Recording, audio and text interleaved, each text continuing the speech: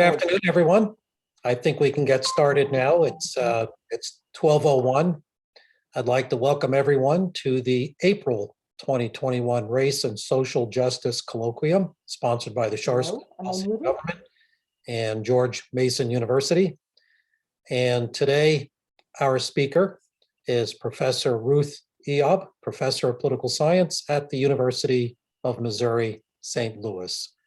Professor Eob is the past director of the Africa program for the International Peace Academy at the United Nations and was the principal researcher for the War-Torn Societies Project at the United Nations Research Institute for Social Development.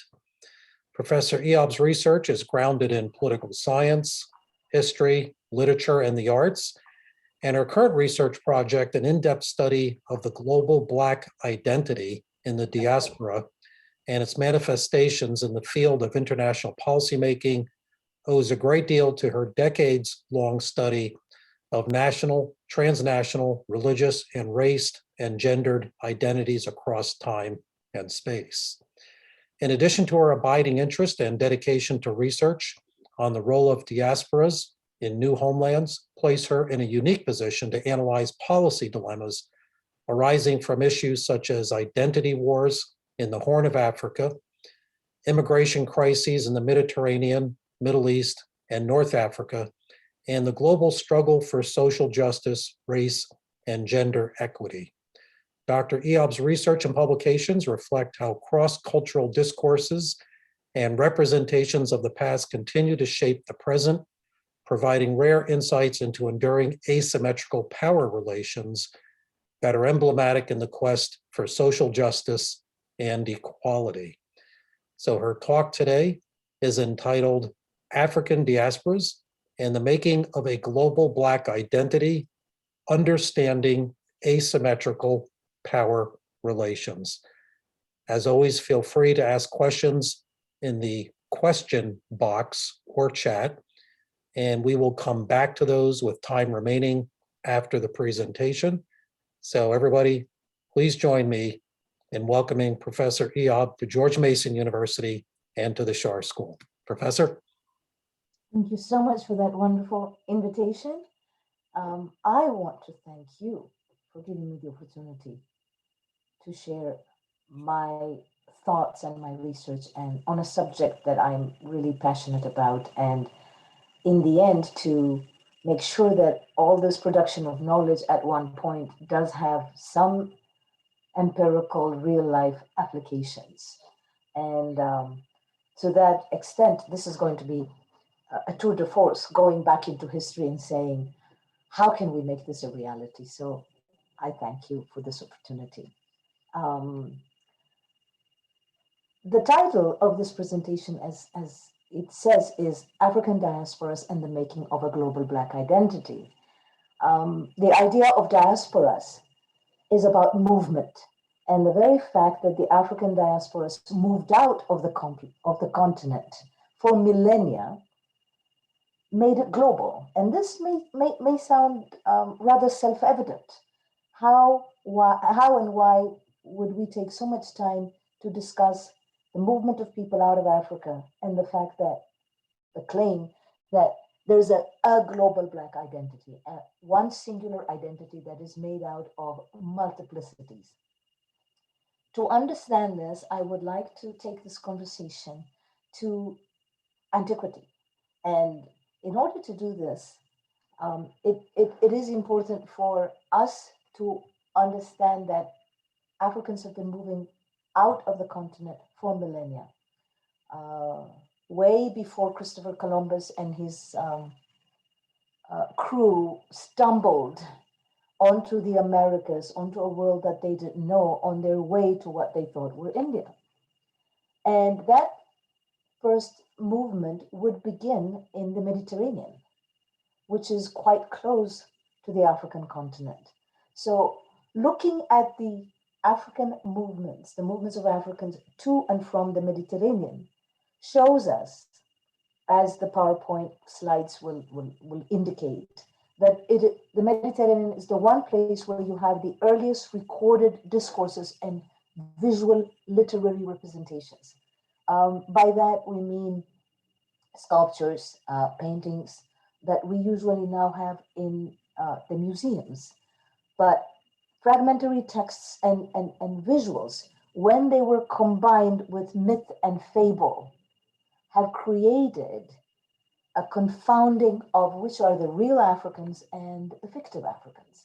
For example, Memnon, king of Ethiopians, who's brought about in the story of Troy, or Cassiopeia, who graces our skies, Chariclea, Andromeda, and the enchantresses of Calypso and Circe, and the nameless warriors that we actually will see. If you can start the slides, William. The PowerPoint slides, if we can begin them, will show us that we actually can see Memnon on paintings. In addition to Memnon, we will see in the slides Circe, the enchantress, clearly depicted as having African features. Which ones are fictive, which ones are fables, and which ones are real? That is interesting. But what we actually, if we take at face value, these visual representations, they do attest to a presence of Africans. In Rome, moving away from Greece, in Rome, Africa's foes, Hannibal and Cleopatra, continue to captivate contemporary audiences. But contemporary audiences, as in Hollywood, have actually changed them in terms of looking at how, just a moment, I'm trying to see.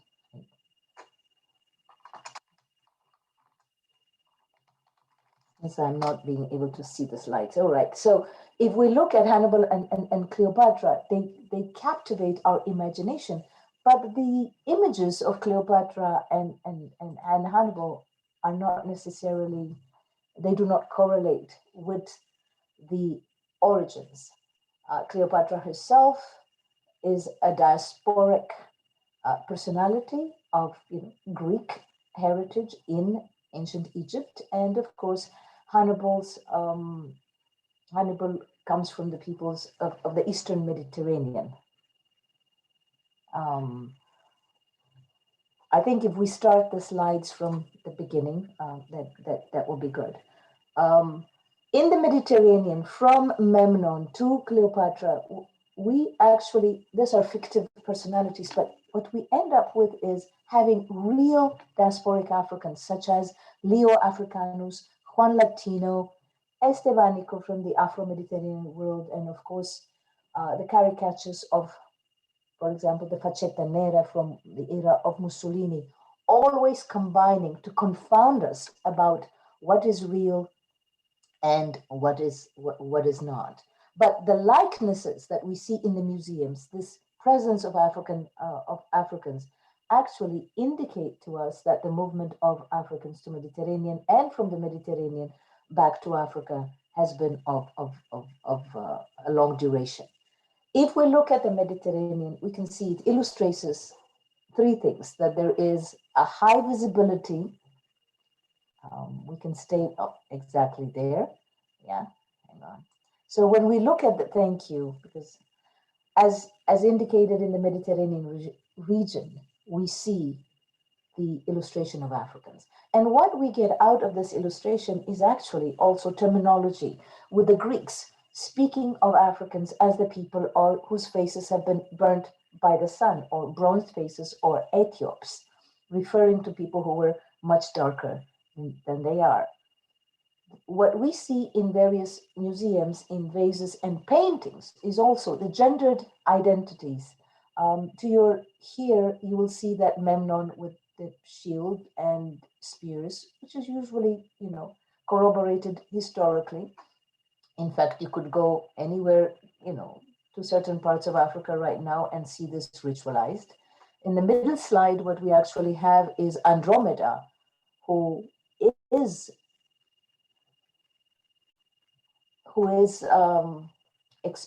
Andromeda is depicted as the child of African parentage. And Circe here, the enchantress, is trying to persuade the traveler to partake. And of course, he does not. If we can go to the next slide, then we will be moving from the visual representations to the second slide, to the third slide. If you can move the slides. We'll still be in the Mediterranean, right? But if we move to the next slide, okay, we see that during medieval modernity, we have real life likenesses. In the Mediterranean, life is not completely captured by going to the museums. It's actually, you can go to the piazzas and you will see the statues in the streets, in buildings. These are very famous paintings by Pietro Tacca, which attest, for example, to the Mediterranean's role, not only of the noble noble Memnon, but also of slavery and human bondage.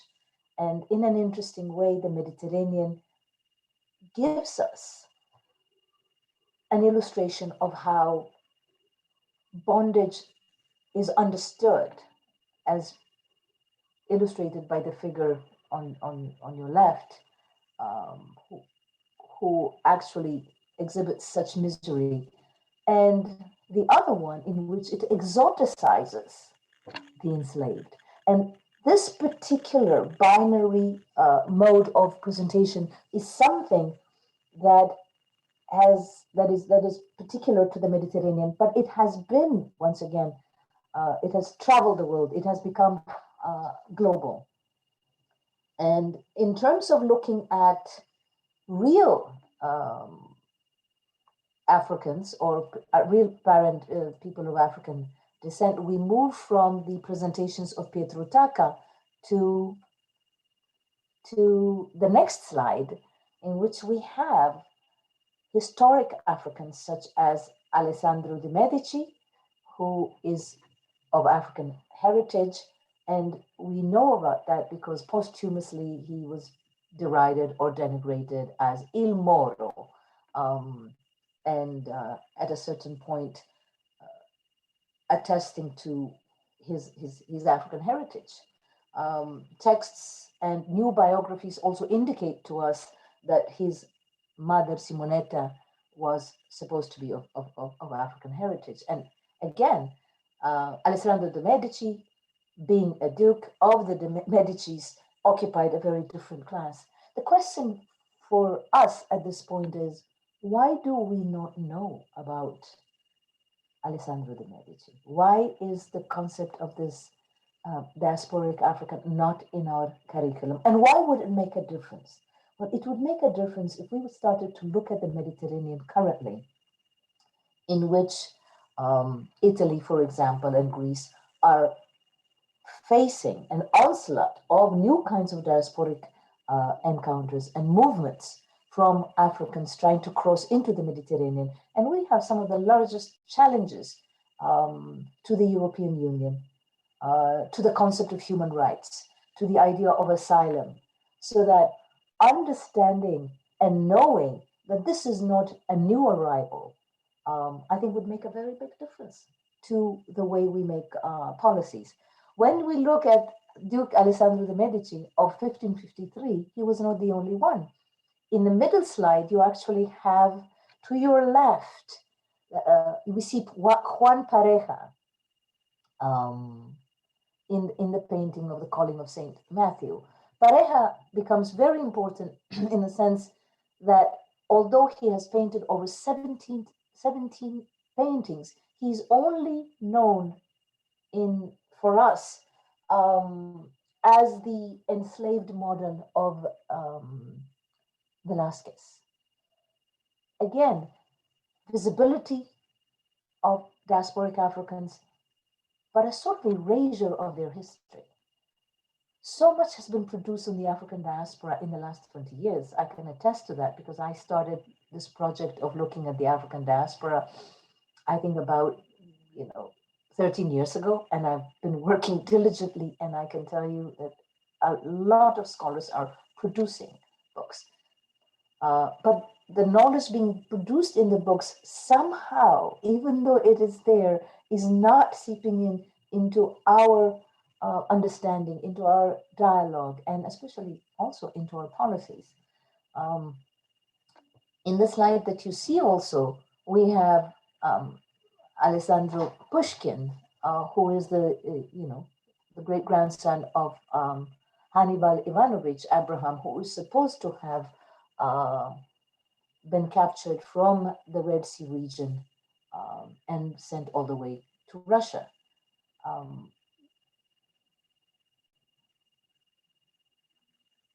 What is the importance of bringing in this diasporic Africans? Because it is to show that people have encountered and continue to encounter each other in history.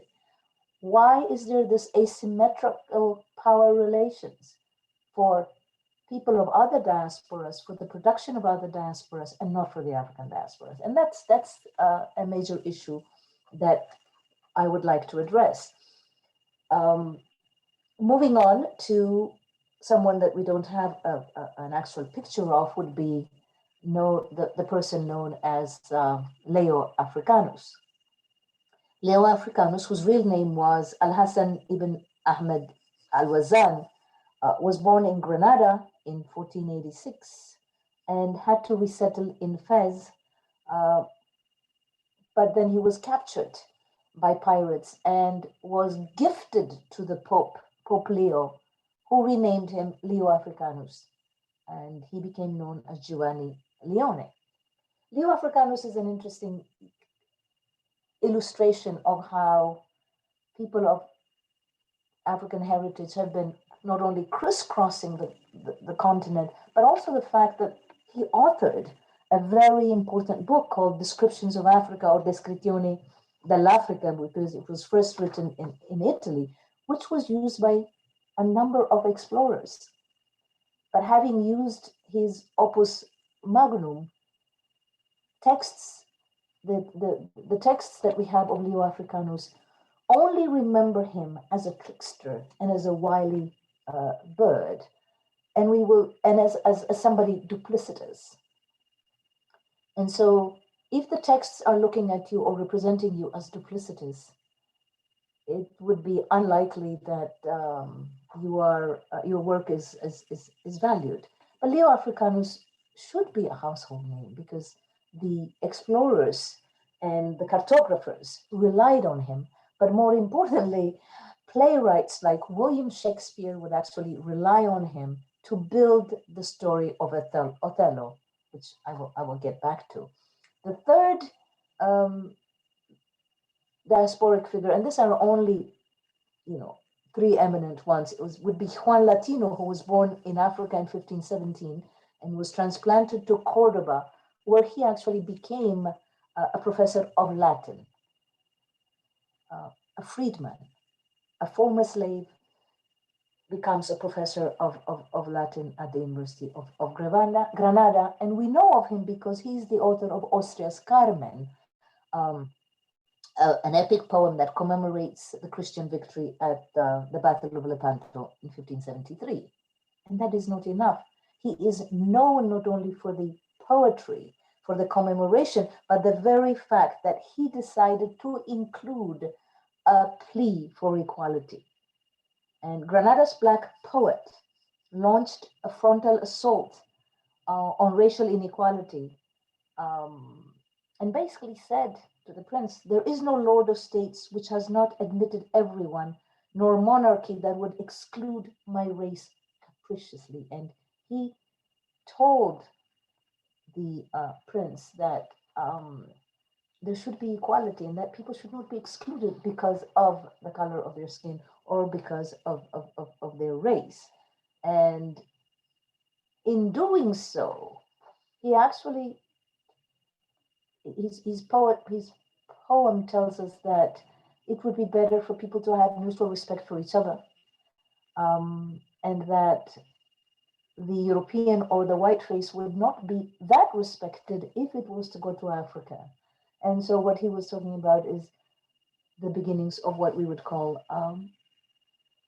individual rights and human rights and mutual respect.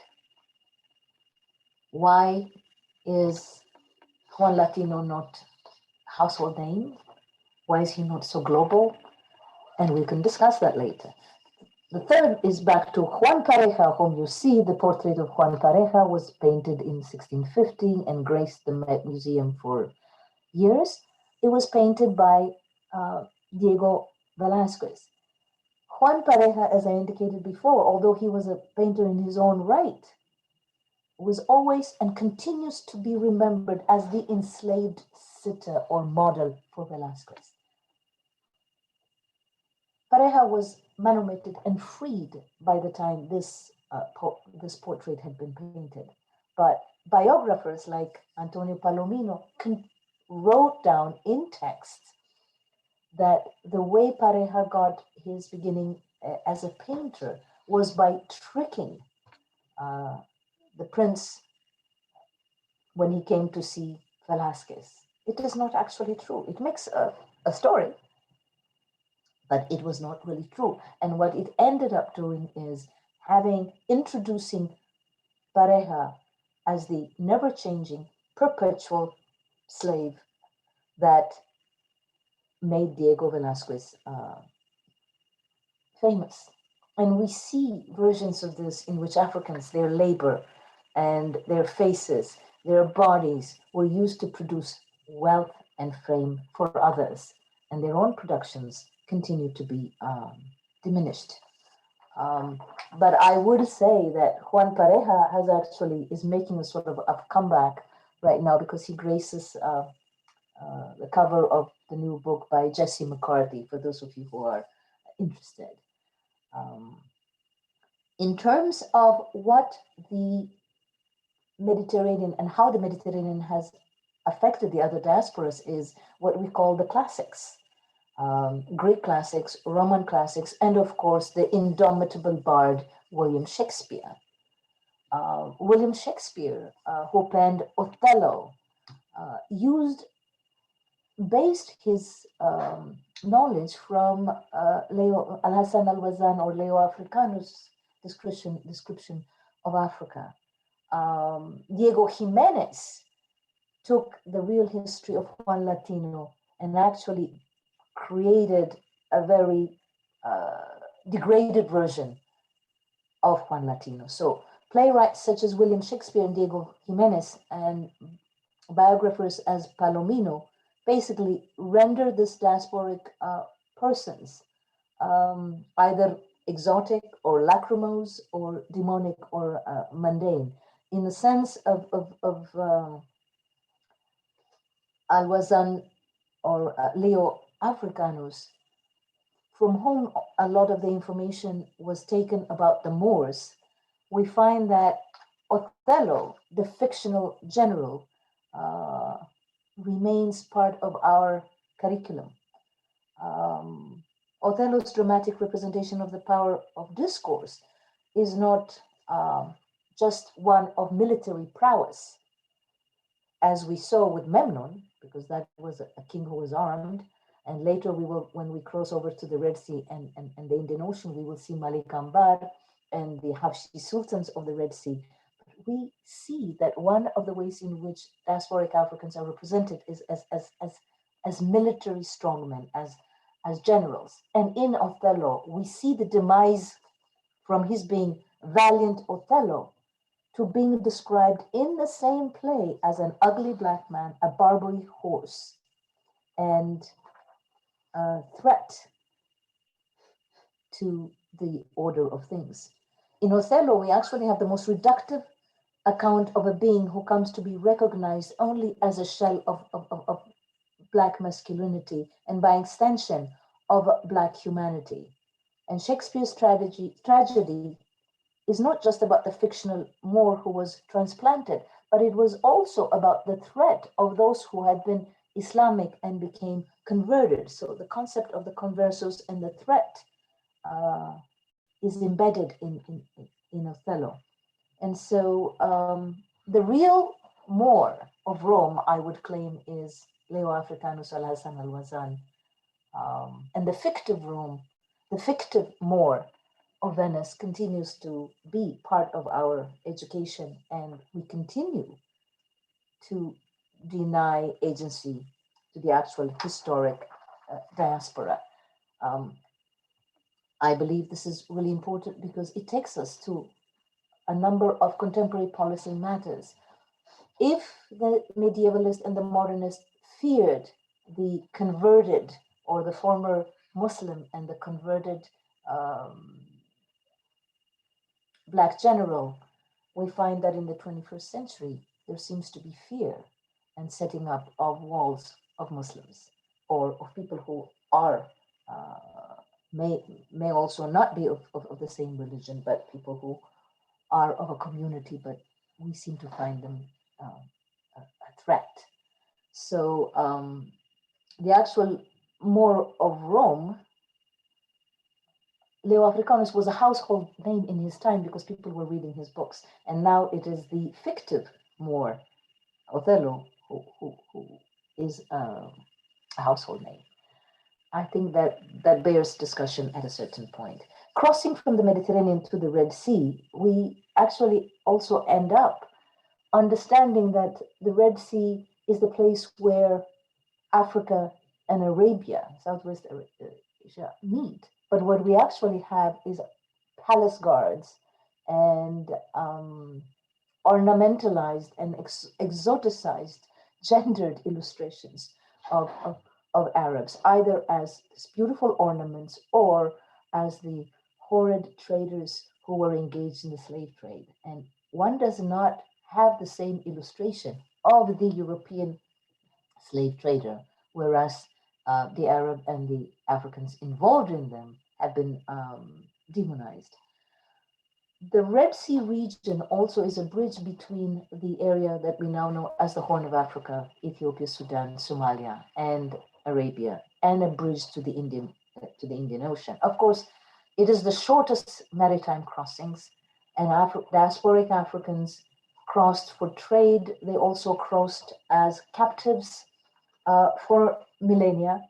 The establishment of similar civilizations in what we'd call South Arabia and ancient Abyssinia attests to a shared civilization, shared languages, shared religions. But we also have been bequeathed with a term that we use to this day, the concept of Abyssinia or Habesh or Habshis. These are terminologies by which people of African descent are known in Arabia and in the Indian Ocean.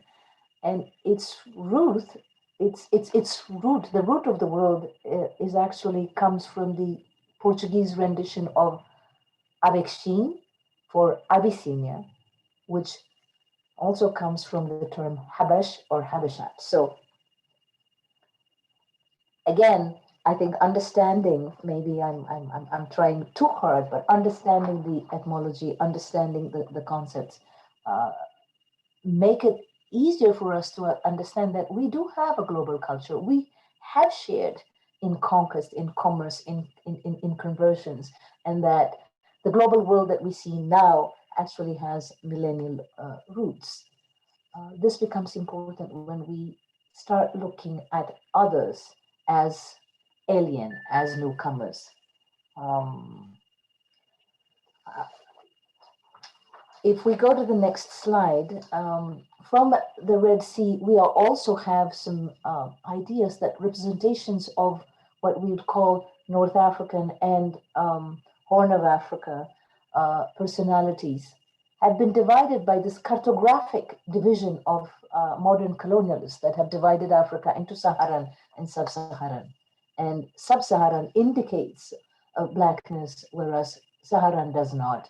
These lines are also need to be interrogated because people are not defined, I think, in terms of lines. So we see that the peoples of Africa, have been divided up in various lines. We can go to the next slide. In terms of looking at our imaginations and what we view, we'll find out that Africa has peoples of all kinds of hues and shapes and ethnicities. The Red Sea becomes important also as a bridge to the Indian Ocean. And crossing not only the Red Sea, but the Indian Ocean, we find that people of African descent have been present in the Indian Ocean, as evidenced by coins that were used from Aksum, ancient Aksum in Ethiopia, in present-day Ethiopia, and the famous Malik Ambar, who hailed as a captive from the various wars of the 1500s. The slide that you see of Jahangir shooting at the head of Malik Ambar encapsulates the relationships, the asymmetric power relations of diasporic Africans in both the Red Sea and in the Indian Ocean, in which you have military slavery. And the strongest and most capable of military slaves would be manumitted because of their prowess. And the relationship with the Sultan or the master or the patron was one of proximity to power, but one of needing each other. And Jahangir, who was the ruler of Mughals, could never defeat Malik Ambar. And he did something that maybe a lot of dictatorial leaders could do. He actually had a painting commission in which he's actually executing or practicing on the severed head of Malik Ambar. Malik Ambar's head was never severed. So this was before the age of social media. If one just looked at that painting, one would assume that Malik Ambar had met his death, but he hadn't. So again, there's much to learn between how people portrayed their enemies and how they put out their anger or their fantasies. If we can go to the next slide. This detailed shows us that this was Jahangir's fantasy of imagined victory. And in the texts that discuss Jahangir for the first time, we actually see maligning of Malik Ambar, the dark Ambar, the evil-starred Ambar, but Ambar remained a general who was worthy of the battle between the emperor and the warrior. A very different discourse that we will see later when we head for the Caribbean Atlantic. Next slide, please. I will be happy to answer a lot of questions because I'm moving quickly throughout the globe, but what we find with the Iberian caravels and Christopher Columbus's voyage to the Caribbean Atlantic, landing in Hispaniola, or later became Saint-Domingue, we find that the Caribbean Atlantic is the one place which has the most documentations, the most visual paintings, but also where the discourse from the Mediterranean becomes transplanted and at times demonized. So in terms of looking at the Signor of Senegal, for example, that you see, these were the women, African women, who were part and parcel of the trading communities and sometimes the wives of the traders. And they were considered important partners in the commerce. In the Americas, and this is a painting about Dominica, we get a vision of the exoticized women, the Creoles of America. That takes me to the term. The whole idea of Creole is one that is born in an island or born in a new place. So the idea was that you could differentiate from the Peninsulares, who were born in Iberia, and the Creoles, who were born in the various islands. And Creoles, I would claim, also fits those Africans who were born in those islands. Next slide, please. In terms of gender, what we find is the illustration or the depiction of Africa's women as both strong, powerful, and yet to be dominated. And I think this particular bust, which asks, "Why be born a slave?" illustrates the angst, the sorrow, the anger, and the strength of Africa's daughters in the diaspora. Importantly, the idea of women as an imperial possession upon which patriarchal fantasies and colonial fantasies are played out also are relayed in various myths and fables also on the harsh lives that women, African women and diasporic women had to lead in the diaspora and especially in the plantation societies. Next. And I would like to start making a landing in terms of the African diasporas in the Caribbean, and especially in the island of Saint Domingue. The largest populations, the African diasporic population numbered over 500,000 versus the minority of the French colonists. But it is in this island where you have a numerical majority that actually the myth of African disempowerment and slavery and status of being chattel was destroyed. In other words, the revolution, the Haitian revolution, which occurred from 1791, took place from beginning in 1791 to 1804, produced leaders, valiant generals, as in Toussaint Louverture, who was also labeled as a trickster, as duplicitous, and yet as a valiant general. Along with, and we know that at a certain point, when he faced off with Napoleon, the other general, who was also diasporic, a Corsican who had come to power via the campaigns in Egypt and decided to declare war on Europe, we find that both men were generals, both were self-made. Toussaint, who called himself Louverture and did not allow himself to be renamed as the others, found himself facing Napoleon Bonaparte, who, as in Othello's stories, in the end ensured that he was treacherously captured and transplanted across the Atlantic to a very cold prison in France at Fort de Joux, where he died. The mission of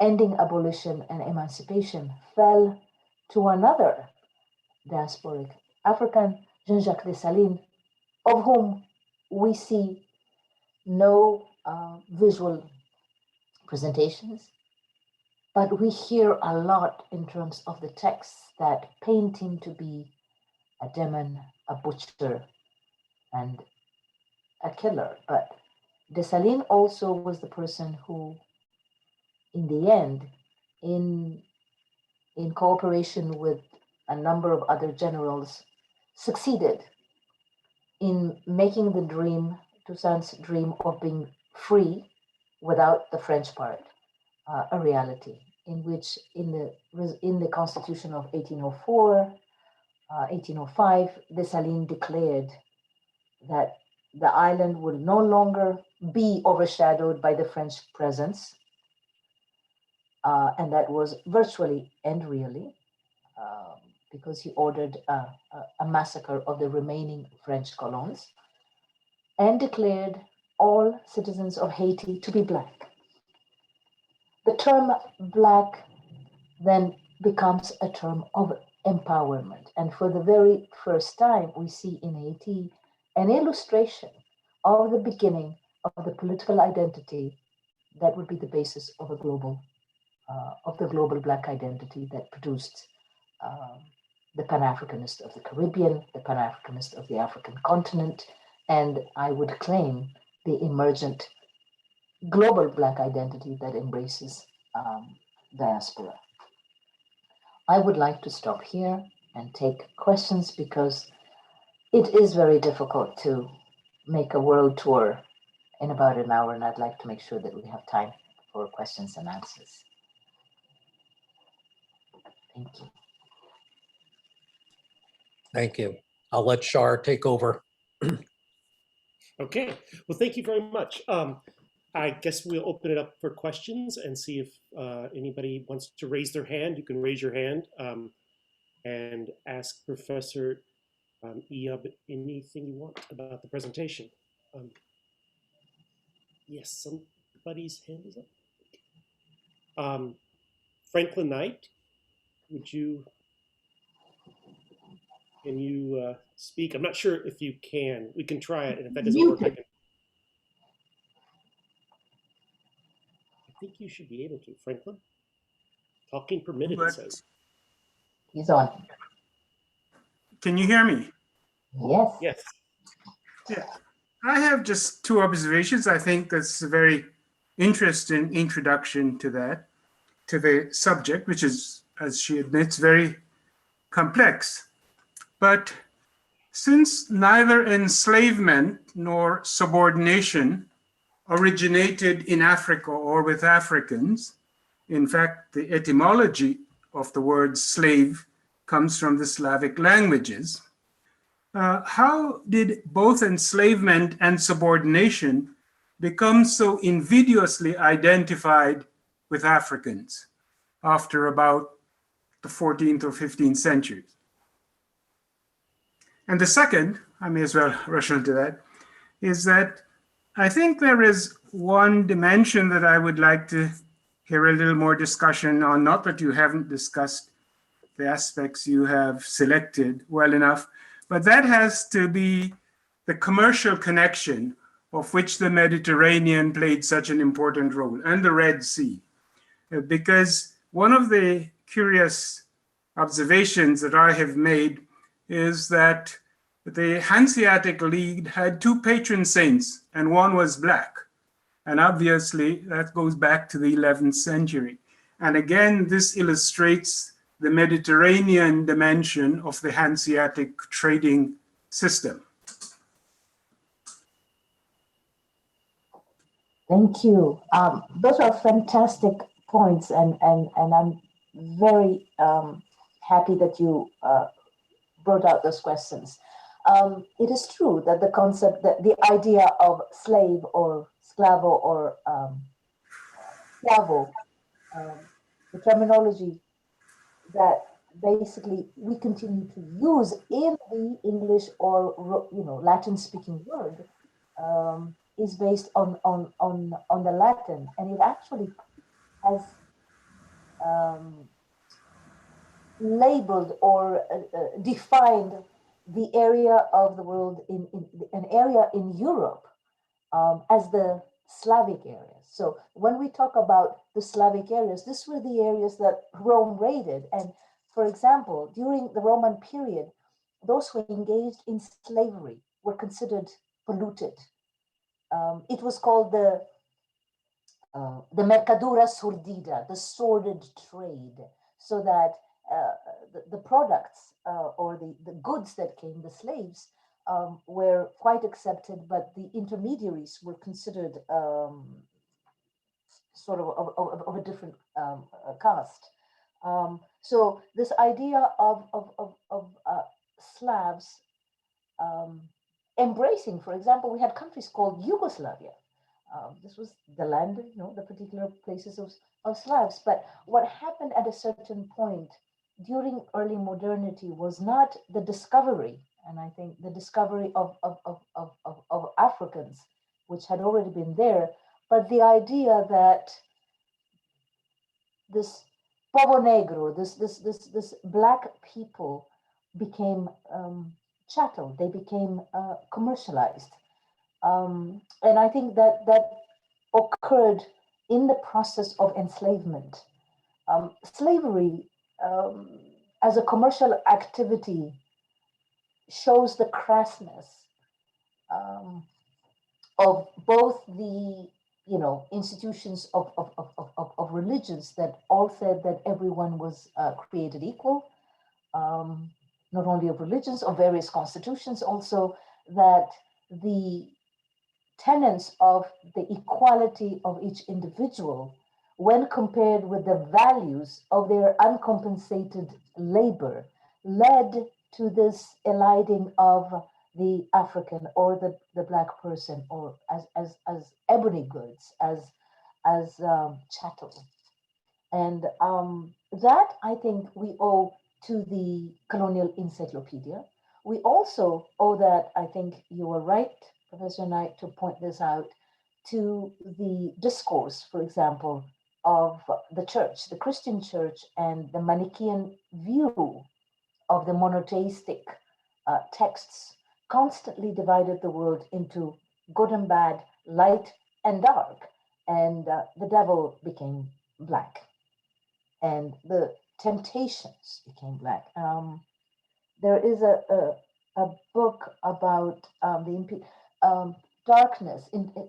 I think back to religion, what happened was the idea of a black devil was also intertwined with the idea of illicit pleasures, sexuality, betrayals. And these are the themes that were carried from the Mediterranean, Iberia, and to the New Worlds, giving us the institutions of inquisitions, torture, etc. On that point, when we go to the Red Sea and the Central Asian lands, the idea of property also has a word called Mamluk. So the Mamluks, who were also enslaved soldiers, when they succeeded, established a Mamluk dynasty. And with time, people would forget that Mamluk actually meant property.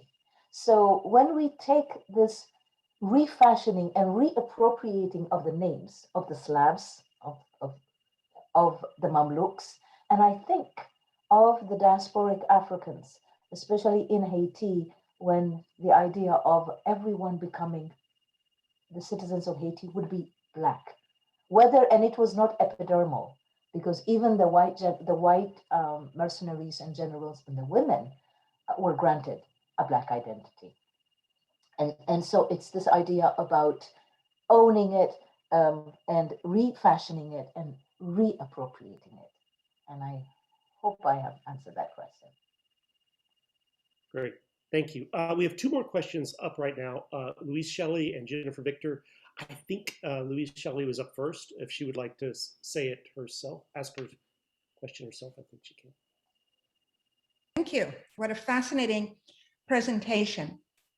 Almost 3 decades ago, I knew an Italian scholar who came to the Wilson Center to work on this issue within Europe, of why were there Black artists, Black depiction of people, generals, slaves in art, and it was not part of anything that was ever taught in the Italian education, in social science and culture. And I think he found the topic so large that he never finished this. But I'm thinking that it's 27 years since he had this fellowship at the Wilson Center, and not much has changed. And I don't know if you've seen any emerging scholars. I know in France, there's been more modern work on diaspora art, but not on the historical as you did. I think I sympathize with our Italian colleague, because if he started that out earlier, I can sympathize because I've been working at it. In terms of Italy right now, the idea of there are two new books. One is a biography of Alessandro de' Medici, and I'd be happy to send you the particulars on that. And the other is this rising anti-colonial local activism based movements that are now beginning to recognize the role of slavery in Italy and the presence of Africans. To be truthful, Italians have always recognized their saints. For example, Saint Bernard is one of a black friar. So they would have black Madonnas and black saints, but in terms of the historical documentations, they're lacking. But again, at a certain point, as I noted, that the Medici house was involved in slavery. The idea, but the numbers, and I think at a certain point, I don't know how to put it. If we were to look at the numerous paintings, and especially of Venice, you will find that the gondoliers in Venice are always painted as black. So whether it is the depiction of Othello, as I said, fictionally we have it, we have all these elements, but in terms of history, there's not much being done. Why is that? There's a political response to that, and that is a very modern response, that in 1935, when Mussolini also decided to invade Ethiopia, Abyssinia, the League of Nations justification for trying to put Ethiopia under their mandate or to occupy was the fact that the Empire of Ethiopia was a slaving empire, and therefore Italy, as a civilizing nation, had the right to occupy it. Well, we know what happened at that point. The League enabled that Italy to invade. Ethiopian armies fought it for 7 years and did not, Italy never occupied Ethiopia, never colonized Ethiopia. It occupied it for about 7 years. It did colonize the northern part of Ethiopia that is now known as Eritrea. So the discourse has been mainly on fascism, anti-fascism, but not on slavery. But there is a historian by the name of Matteo Salvadori, who has been producing a tremendous amount of work on diasporic Africans relating to, for example, one of his recent work is on the visitors, Ethiopian visitors to Rome, like Zaga Christos. And also, there's a new publication of an Ethiopian of a Beta Israel of Jewish origin, who ends up being taken to Europe and then to Goa and being a subject of the Inquisition. So I haven't given up yet. I think there's a way to do this. But again, slavery became a political problem for Italy. But as we've seen at this point, they're very busy bringing down status of fascists, and they haven't gotten really down to the discussion of slavery.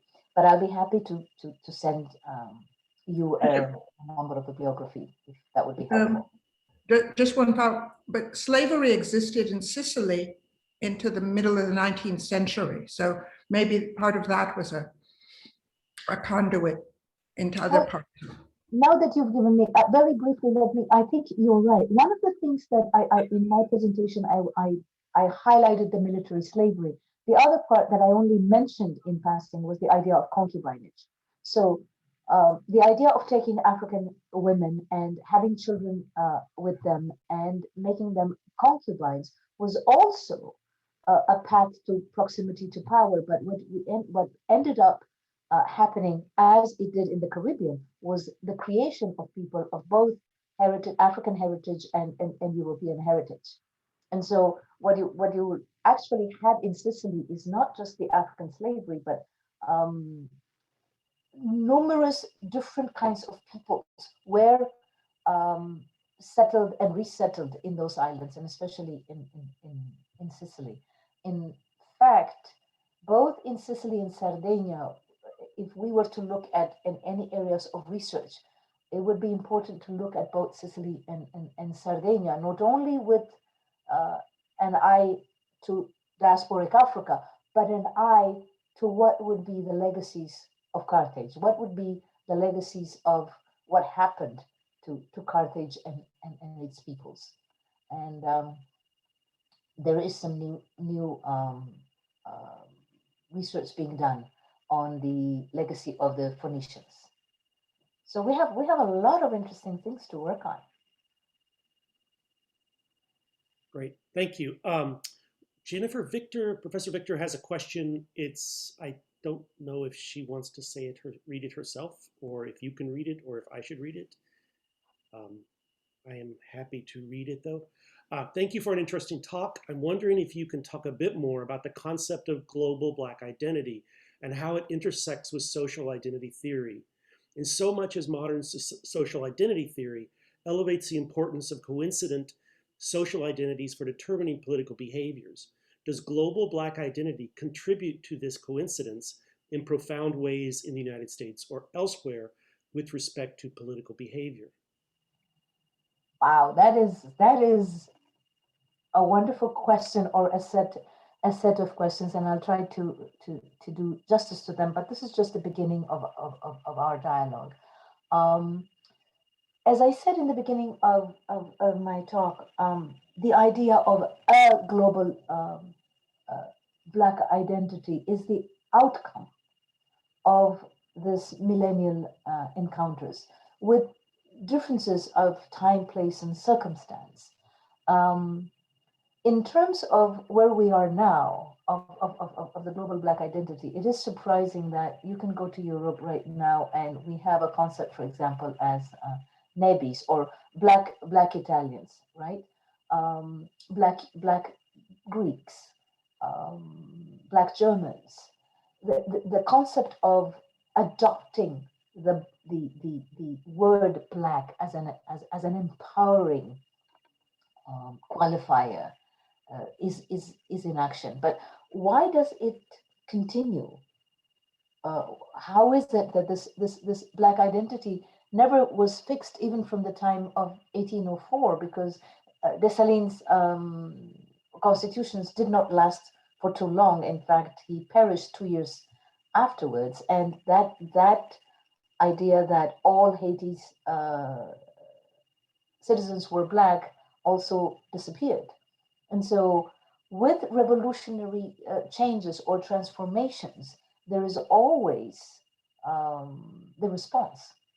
And I think in this idea of response, I'd like to take us back to Haiti, that the success of a Black nation,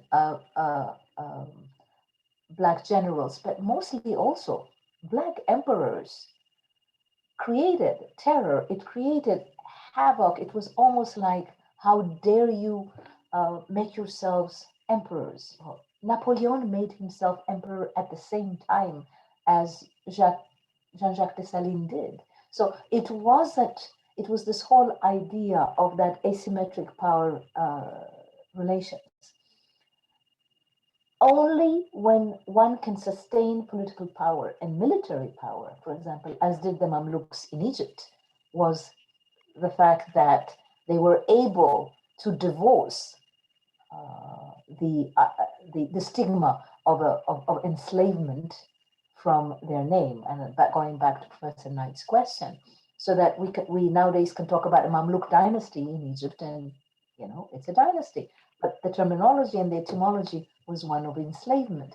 Whereas in Haiti, which was the site where white supremacy was shattered through a rising revolution of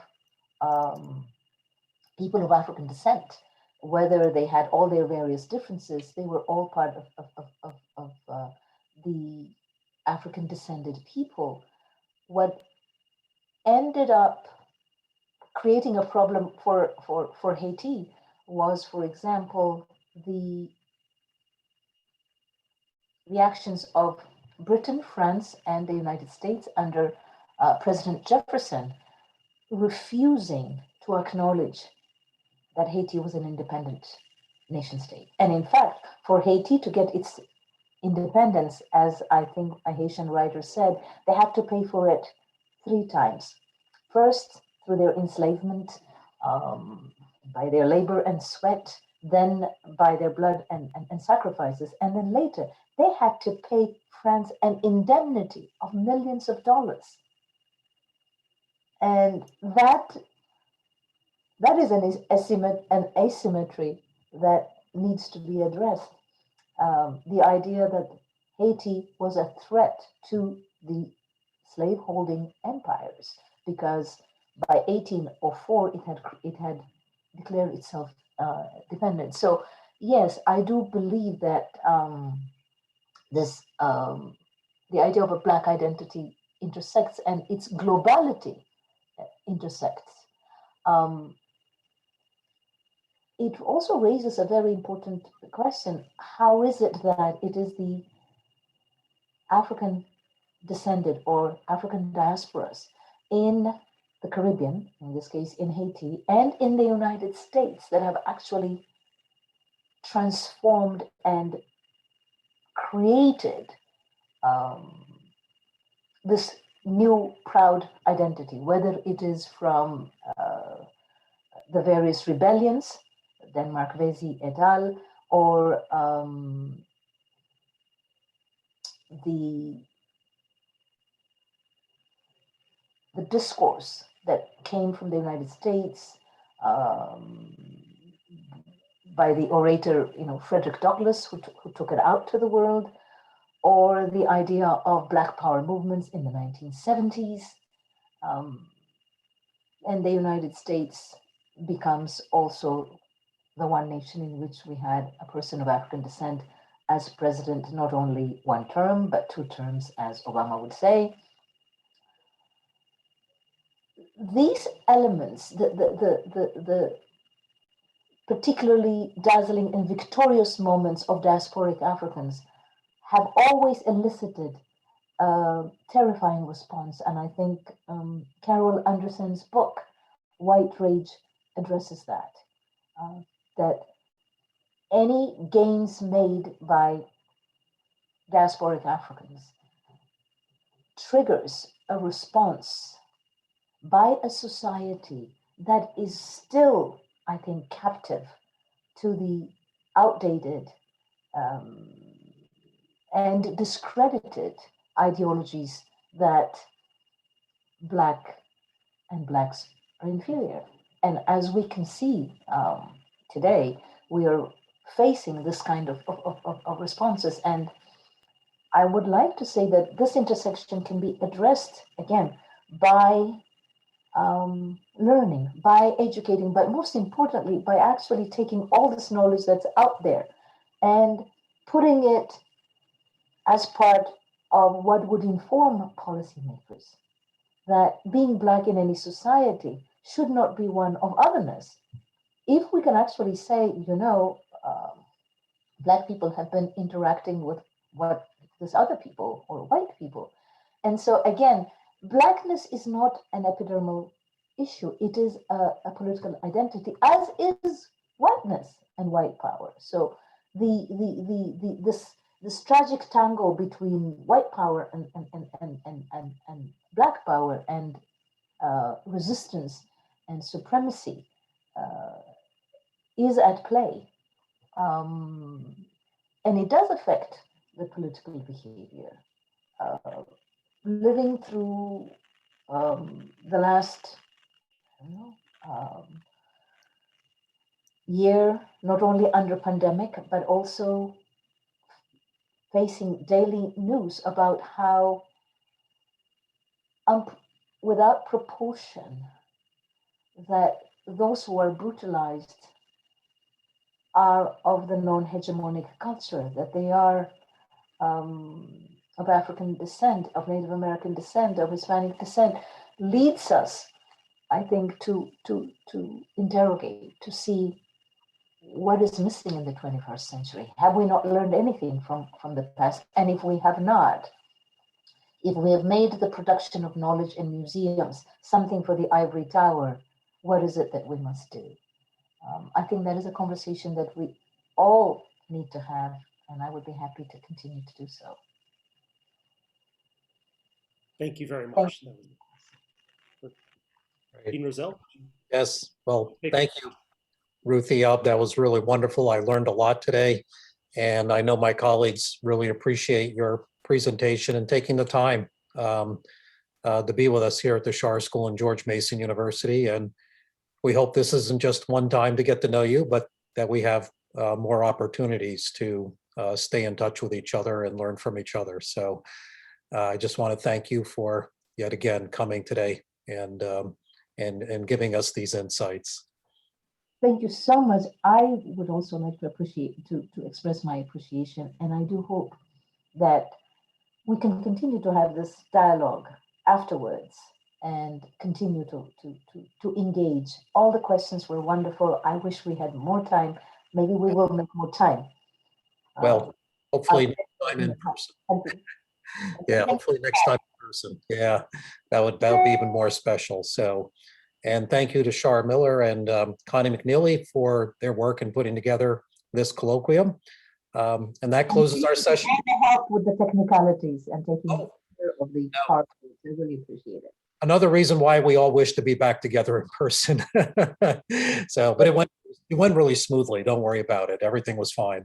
Yeah. So, okay. So I'm going to close today's session, and we will see you at the next seminar. I believe later this month, right, Shar? Yeah. So, yes, later. All right. More details to follow. All right. Have a good rest of the day, everybody. Take care. Thank you. Appreciate it.